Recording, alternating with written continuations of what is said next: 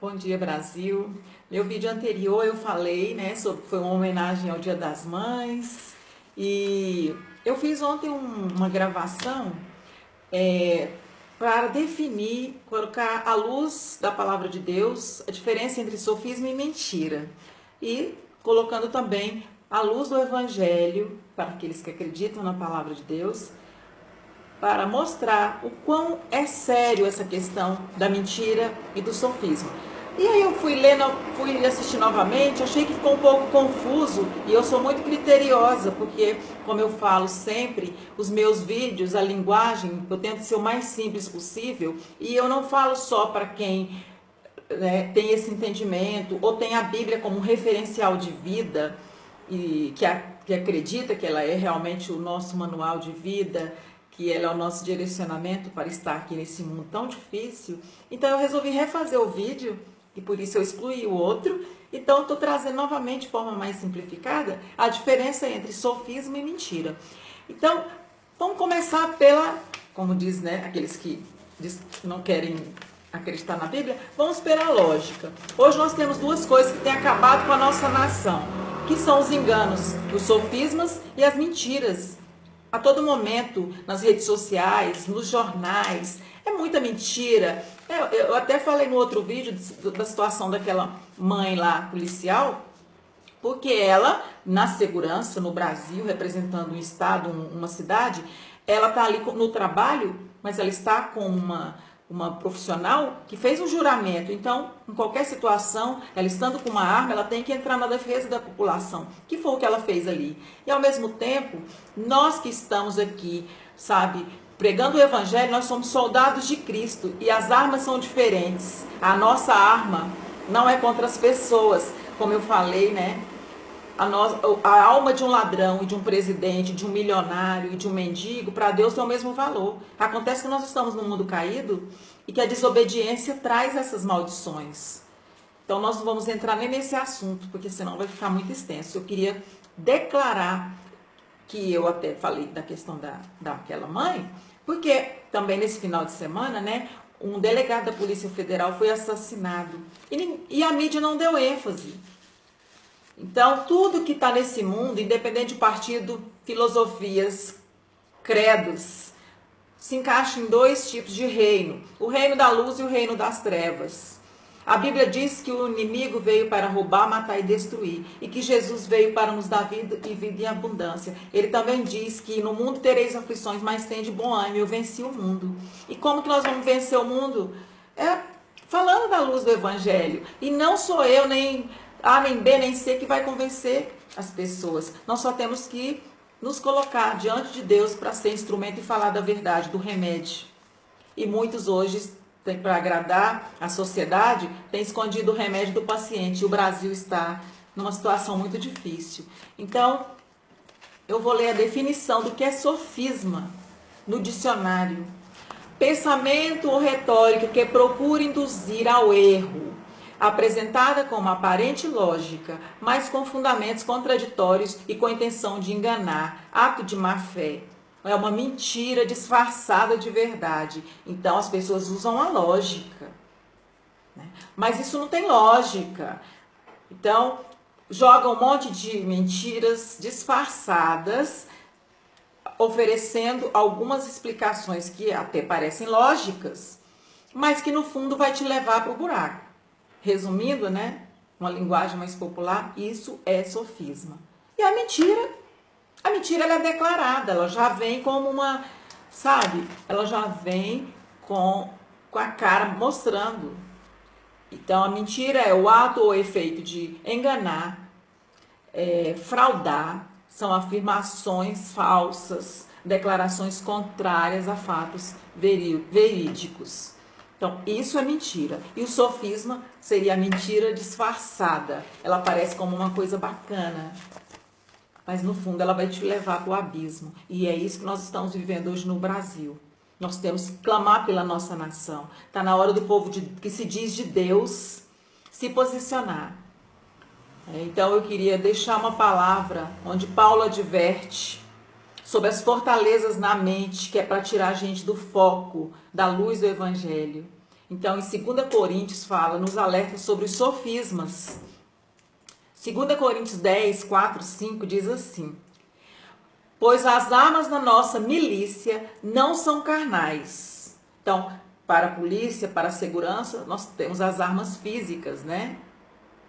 Para a defesa do cidadão tem as armas físicas. Mas aqui a Bíblia está nos alertando sobre armas espirituais, que é orar, se consagrar a Deus, desviar dos maus caminhos, jejuar. São essas armas. E ter uma postura firme contra as inverdades, contra os sofismas e as mentiras. Por quê? Porque quando eu for falar sobre o cristão e a política, as pessoas pegam um versículo isolado que está lá em Eclesiastes, dizendo que nós não podemos repreender, não podemos falar de nenhuma autoridade, está escrito realmente ali, e arremetendo num tempo onde as pessoas respeitavam os profetas, que eles eram levantados por Deus, para ir lá e dizer quem ia ser aquele governador, aquele rei, como foi o caso de Davi. Mas hoje as pessoas acham que só foi no Velho Testamento, e não é. Então, que a gente possa ter esse discernimento de espírito, que eu sempre gosto de enfatizar, a inteligência desse século não é a emocional, a racional, a culta, ela é a espiritual. E as pessoas ficam às vezes achando que o povo de Deus, né, o povo que fala da Bíblia, que fala da verdade, taxa todo como ignorante, fanático, está muito enganado. Então eu queria terminar aqui, em 2 Coríntios diz: pois as armas da nossa milícia não são carnais, mas poderosas em Deus para demolição das fortalezas, derrubando raciocínios e todo baluarte que se ergue contra o conhecimento de Deus e levando cativo todo pensamento à obediência de Cristo. Então, quando nós oramos, quando nós buscamos o entendimento da palavra de Deus, é para que Deus nos use para que esses sofismas sejam quebrados. Mas nós, homens, não vamos convencer as pessoas. O que vai convencer é o Espírito Santo de Deus. Nós só somos os soldados de Cristo, trazendo a mensagem do Evangelho e que leve as pessoas a ler a palavra de Deus. E agora eu vou na palavra, o que diz sobre a mentira. Quem é o pai da mentira? A Bíblia diz que o diabo veio para matar, roubar e destruir. Isso está escrito em João 8,44, que ele é o pai da mentira e que ele é homicida desde o princípio, não tem compromisso nenhum com a verdade. E várias referências, Apocalipse 22,15, Tiago 3,14, a Bíblia desde o início é muito simples. É que eu falo, não precisa, a Bíblia nos instrui que a letra mata. Por que eu falo da letra morta? Porque tem muita gente que tem vários, até PhD em teologia, mas não tem intimidade com Cristo, com o Espírito Santo. E pode até saber de Gênesis e Apocalipse, mas muitas vezes cai nos sofismas. E fica contestando aos próprios que têm a revelação de Deus através da letra da revelação espiritual. Então, nós vamos aqui, não vamos falar em teologia, nós vamos falar de experiências com Deus. E na palavra diz assim: o mentiroso não permanecerá na minha presença. Salmos 10.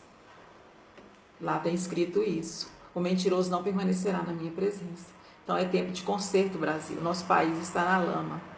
E o que vai derrubar, o que vai trazer a luz para a nossa nação, não vem de homens, mas de Deus. E para isso nós precisamos respeitar os princípios de Deus. A Bíblia diz que Deus é amor, mas é fogo consumidor.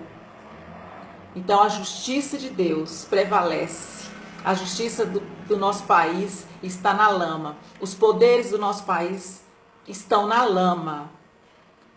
E nós precisamos, como igreja do Senhor, que não está em placas, mas está naquelas pessoas que têm compromisso com a verdade, não esconde o remédio do paciente. O remédio só tem um.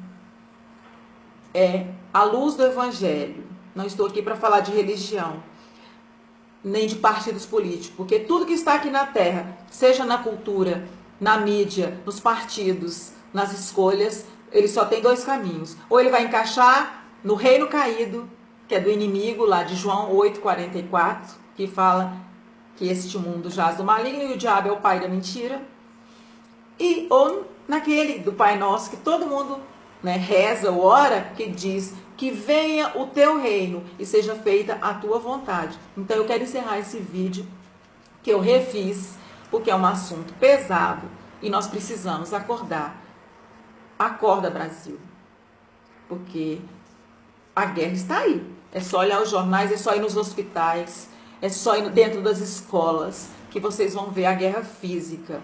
E essa guerra ela é refletida pelo que acontece no mundo espiritual. É essa a mensagem de hoje. E depois, na próxima mensagem, nós vamos falar sobre o cristão e a política.